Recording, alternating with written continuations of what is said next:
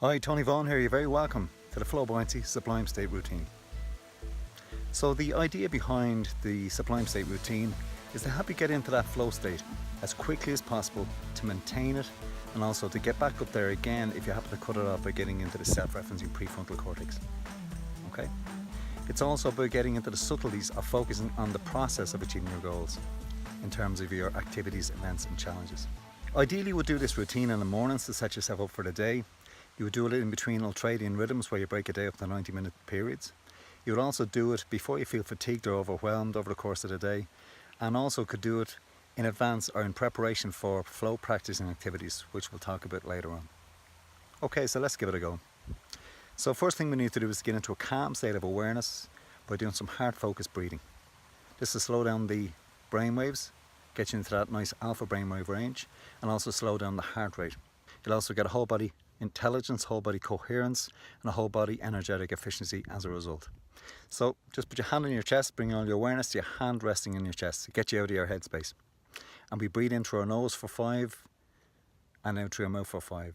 So in through your nose for 5, 1, 2, 3, 4, 5, and out through your mouth for 5, 1, 2, 3, 4, 5, and out through your nose for 5, 1, 2, 3, 4, 5, and out through your mouth for 5, 1, 2, 3, 4, 5, and in through your nose for 5, 1, 2, 3, 4, 5, and out through your mouth for 5, 1, 2, 3, 4, 5. Next, we want to ground ourselves with a martial arts stance. So if you're right footed, step back with your right foot. If you're left footed, step back with your left. And next we're going to engage with our subconscious mind. We engage with it firstly by activating our wide angle vision, our peripheral vision. And we do this by stretching our arms out to the side, bringing them in slightly so your eyes can pick up on it without straining, and then wriggle your fingers to really pick up on that.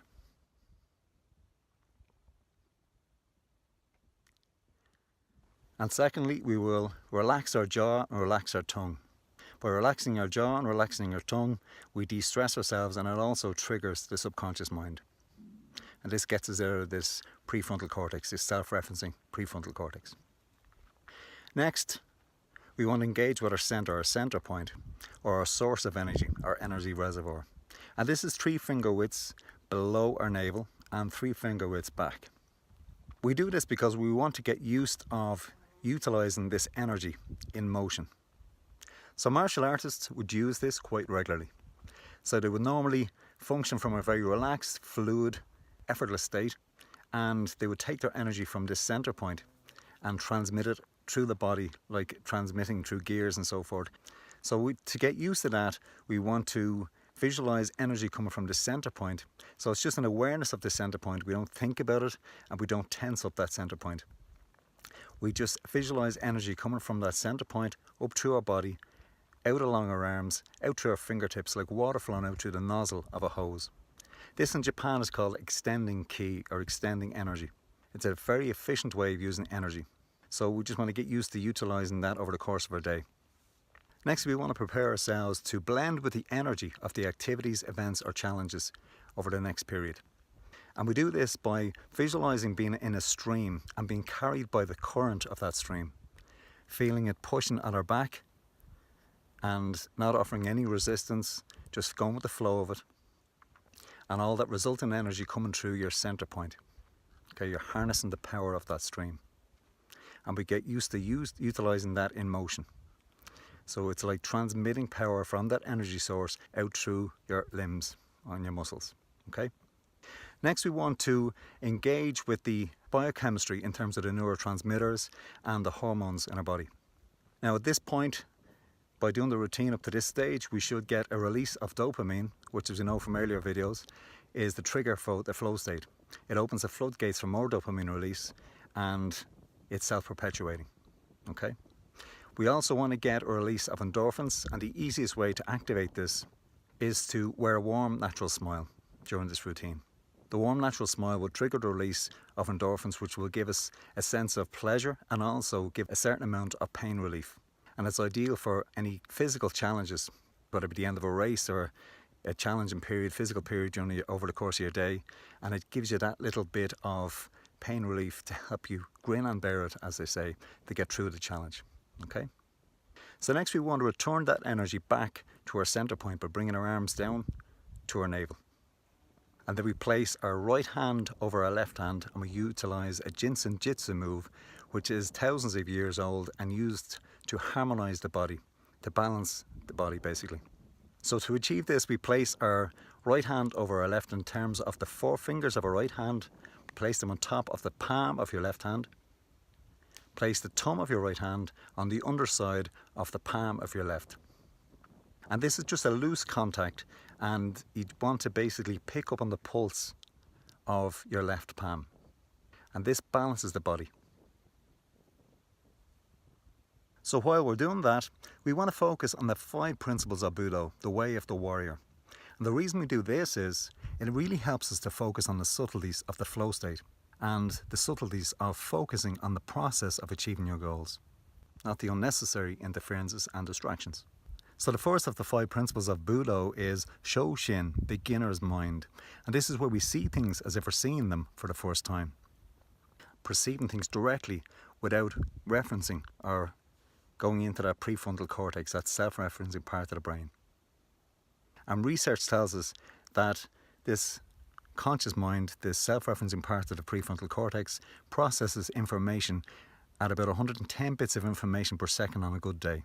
The subconscious mind, or the superconscious mind as some people are starting to refer to it as, can process several million bits of information per second in comparison.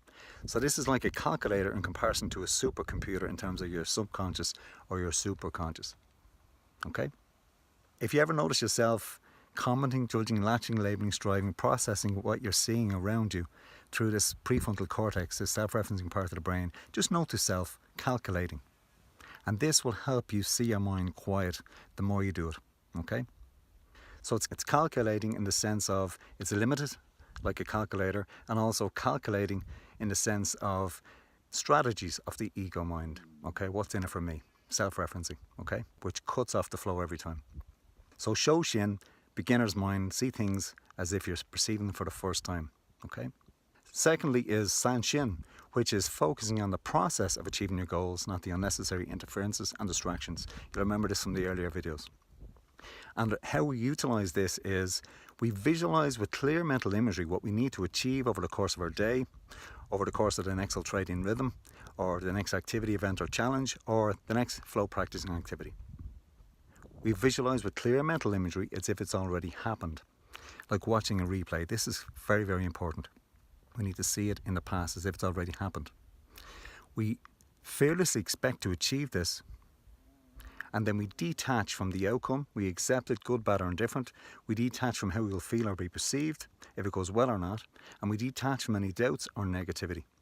Sometimes you might get intuitive niggles when you're in this intuitive state. If something feels like an intuitive niggle, just ask yourself intuitively, do I need to do something about this? If not, it's a doubt, it's a weed, you've got to pull it out of there. Okay? So the third then is Mushin, which is mind, no mind. Mind in the sense of the subconscious mind or the superconscious mind. No mind in the sense of cutting off this prefrontal cortex, this self-referencing part of the brain. Mushin can also be likened to a calm, still pond, which reflects everything around it without hesitation. And that's what we need to be doing. We need to reflect our surroundings without hesitation, without going into this prefrontal cortex, without processing through this conscious mind. We want to see things like directly and also respond without hesitation. Mushin is also about appropriate action and reaction in terms of responses to situations and people.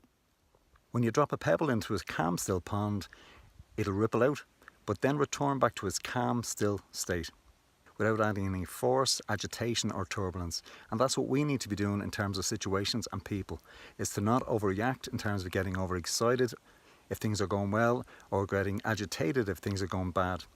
We want an appropriate reaction and response to every situation, every activity, event and challenge. The fourth one then is Fudoshin, which is an immovable mind and an unshakable heart.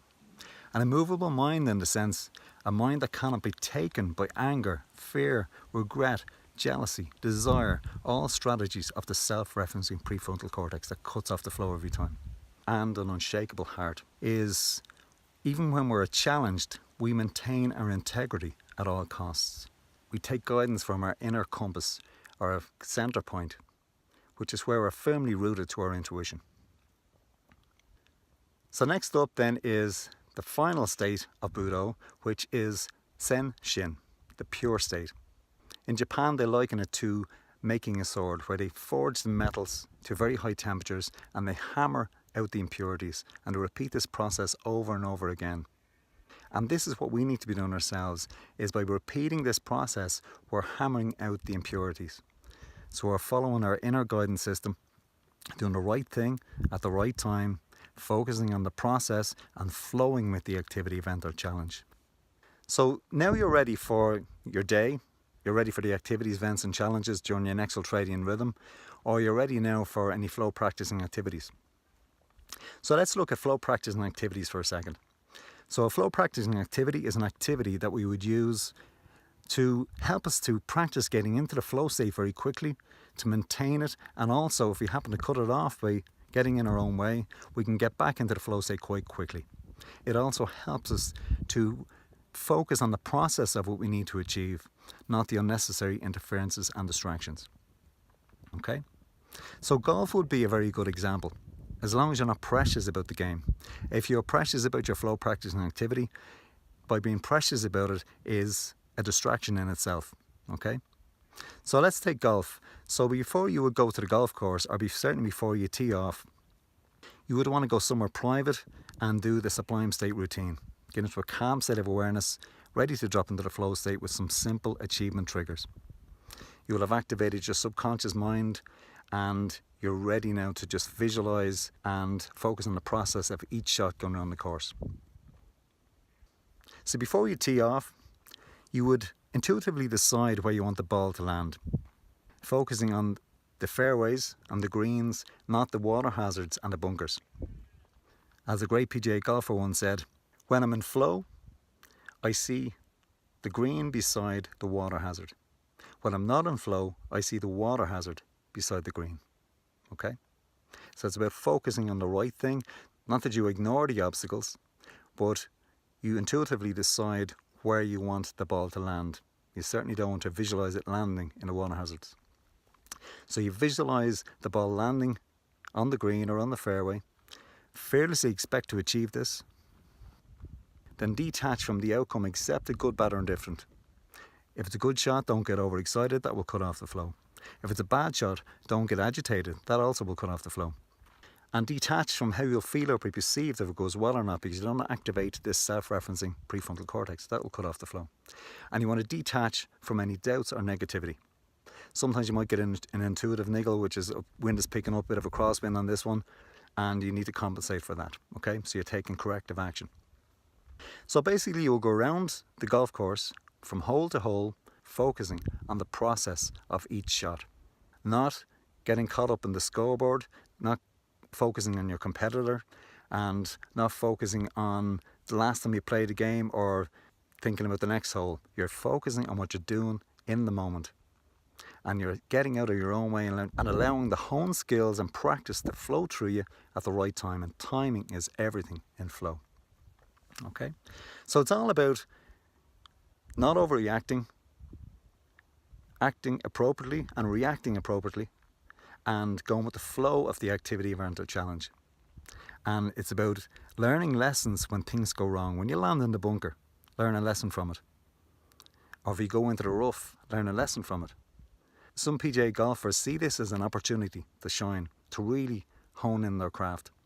And that's what we need to do with our activities, events and challenges, is see obstacles and challenges as opportunities to shine and to grow. And you need to always learn the lessons from it. Okay? So that's it. I hope you've got something from this video, and you want to practice this on a regular basis in the mornings before you feel fatigued or overwhelmed in between ultradian rhythms, and practice for any flow practicing activities. And flow practicing activities, start off with 1 or 2 a day and build up on that. And remember, there are activities that you do almost on a daily basis to really help you focus getting into the flow state. And what will happen then is you start to build up on that, and pretty much every activity you do will become a flow practicing activity. Okay? So you flow with the activities, events and challenges. Effortless perfection. I'm Tony Vaughan. It's been an absolute pleasure.